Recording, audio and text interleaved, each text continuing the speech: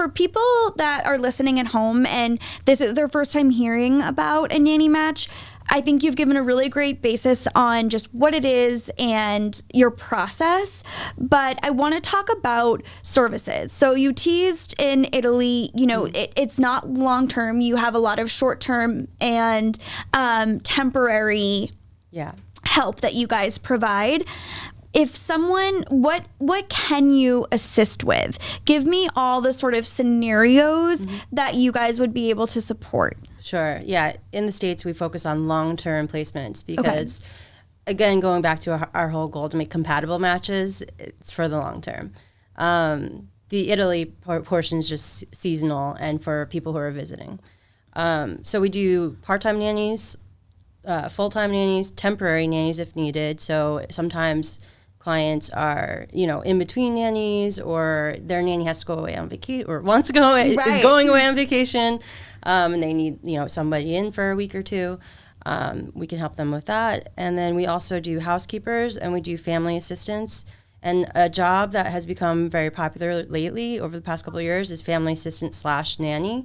And that all kind of came into play during, I mean, it's always been a job, but it's just been, we've gotten a lot more requests since families started working from home, and just having that full-time care. Sometimes when the children go to school, having a family assistant is the person who comes in and like will help the household run smoothly throughout the day. Okay, so they might like cook meals. Like, what does a family assistant actually do? Yeah, so it could be a personal assistant or a family assistant. Okay. So taking care of like travel arrangements, scheduling doctor's appointments, running errands, doing the family laundry, meal prep for the family, everything that you could think of that goes on a day-to-day with when you have children, which is a lot, and it's always changing every day. Wow. So they do that, and then they might then they might go pick up the children from school, bring them home, keep them engaged with activities until it's time for them to go home. So and you're so right, especially with so many mom and dads working from home. You don't necessarily need a nanny per se because they're there, right? Or they can pop out of work, you know, real quick to go pick the kids up.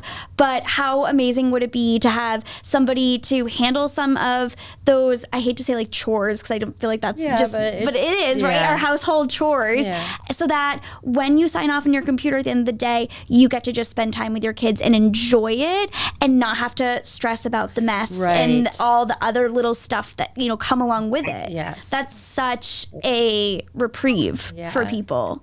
Yeah. I imagine that's getting more and more popular. Yeah. And then the other thing that I wanted to make clear too and just distinguish, so if you do temporary support, you said there may be in between nannies, 1 to 2 weeks. Do you do anything less than that? Like, this is not a service that you would reach out to for a babysitter on Saturday night. Am I go too sick? Or could you guys support something like that as well? No, we certainly do, especially if it's in one of the cities. Okay. Because a lot of our nannies are always looking to pick up extra babysitting hours. So okay, cool. Date nights, weekends, stuff like that. Awesome. How far in advance would you need for something like that? At least 24 hours. Okay, that's not bad. No, but ideally a little bit more than that. Well, yes. Yes, I can imagine.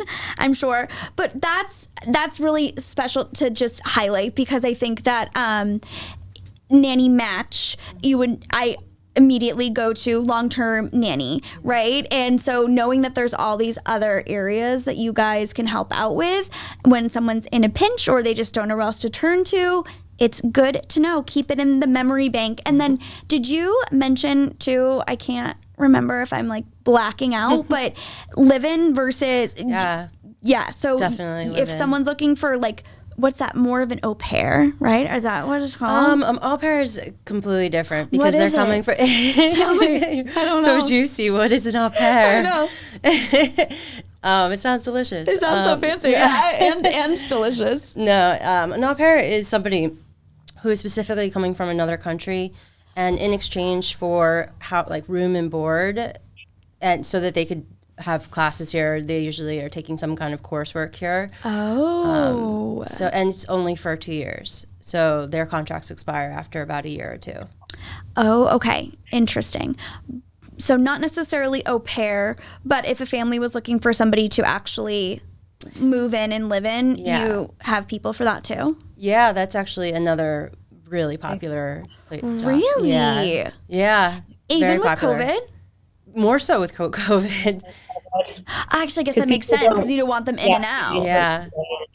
Yeah. There were some really strict requirements too. Like they couldn't go home like for a month, but then they would go home for a week or something. It was very interesting. It's not really so much like that anymore, but Yeah, things still. have started to lighten up a little bit. But live-in is really popular, especially if you're not in the immediate city, because if you're like right outside in a suburb and there's not a whole lot of nannies to choose from in that area, and if you have all the extra space, then there are plenty of great live-in nannies who will be dedicated to your family that whole time, Monday through Friday, 7 to 7, you know? Yeah, that sounds And certainly fantastic. newborn care specialists as well. They can be contracted anywhere from 2 weeks to 3 months with a 24-hour schedule, and they will live in as well. Okay, I'm learning so much. So much.